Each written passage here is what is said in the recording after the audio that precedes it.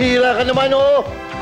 Napapagod na raw siya Ako nga humahawak na nito Ayaw naman sa'yo sumunod pag ikaw humawak nito Pero anong gusto mo bang yan? Mahuli tayo sa panahon naman Nagagalit sa'yo pag ikaw may hawak nito hindi lalapastangan mo Hindi ka marutong-rato sa kanya Anong hindi? Saka pagod na yan Anong gusto mo mangyari ngayon? Maski ba makina, humihinto rin Maski ba kalabaw yan Sige.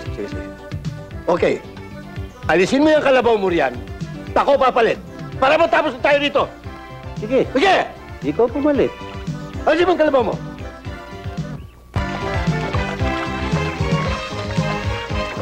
Lang niya. Ngayon lang ako nakakita nag-aararong baboy. Mas mabilis, smooth. Lagay natin sa primera. Naka-neutral pala Pasigunda. Tercera. Tapak sa gasolina. Bilis ng konti.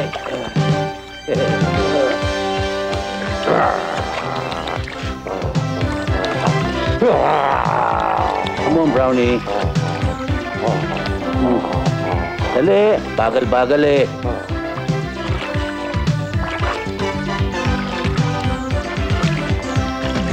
Ano? Ba't ka tumigil? Wala nga yung kalabaw mo. Nagpahinga pa. Makarari ni Biro, magapo, nakaupo. Makarari ni Biro, magapo, nakaupo. Be. Bilis. Siyang. Sige, bilis. Bilis ka na bilis Nahirapan na rito. Tado ka. Ba't ka nagagalit? Ikaw may gusto niyan. Ayoko na! Ayoko na! Mga tato!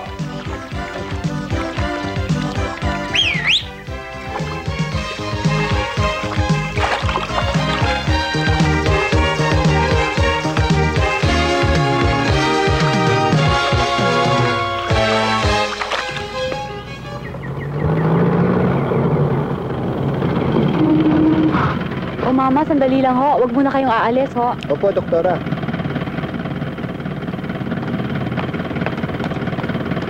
Reng! Oo, Chabelen. Ako na nga ho ito. Kuring, ikaw na nga pala. Ay, Chabelen. Naku, itong batang ito. Bakit hindi ka man lamang nagpasabi sa akin? Sana napasundo na kita. Ay, Chabelen, madalian ho kasi ang uwi ko kaya hindi na ako nagpasabi. Nag-long distance si Dr. Concepcion. Magre-retire na daw siya at akong papalit.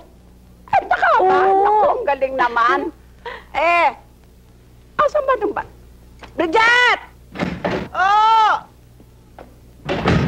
Ate! Ate Corinne! Ate Corinne! Ate Corinne! Uy, Bridget! Ano? Kamusta ka na, ha? Uy, ang tagal natin hindi Ay! Ano? Anong tawag mo? Ate Kuring.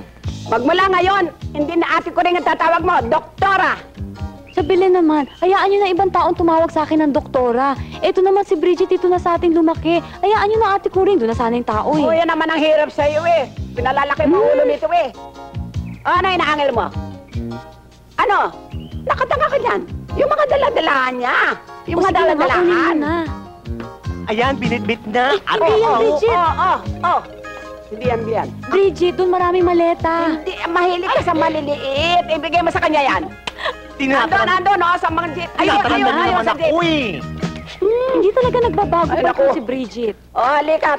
Umupo ka muna at makapagpahinga. Mukhang pagod na pagod ka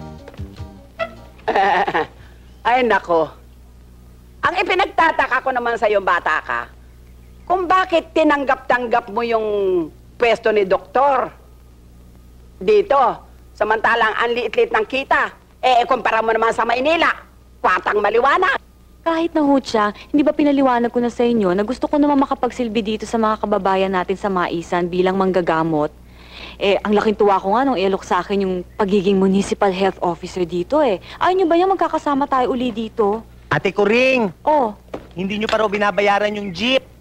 hindi talagang pinag-antay ko yan dahil kailangan ko nga pumunta ngayon sa munisipyo. Magre-report ako. Ay, nako, hindi.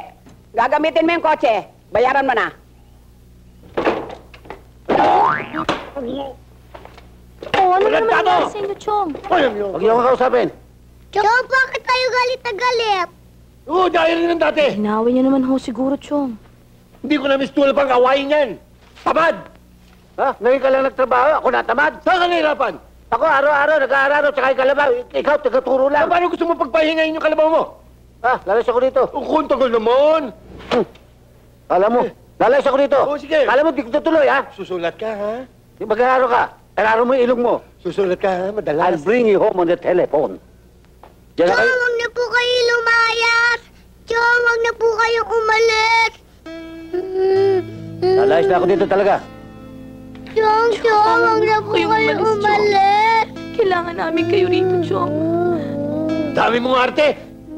Alis ako, kukunin ko lang yung damit ko. Mas ka na! Kainin mo pa. Gusto mo, tingin natin itong lupa na ito, pagbili natin. Tama na naman ho! Oo, para! Kung ano gusto mo? Sa araw-araw na lang ba na ginawa ng Diyos, ganito na lang ang buhay natin? Tama na! Chong, kayo Chong, huwag na po kayong Kailangan namin kayo umalis. rito. Huwag kayo mag-alala. Padalawin ko kayo. Susulatan ko kayo. Magpapasyal tayo paminsan-minsan.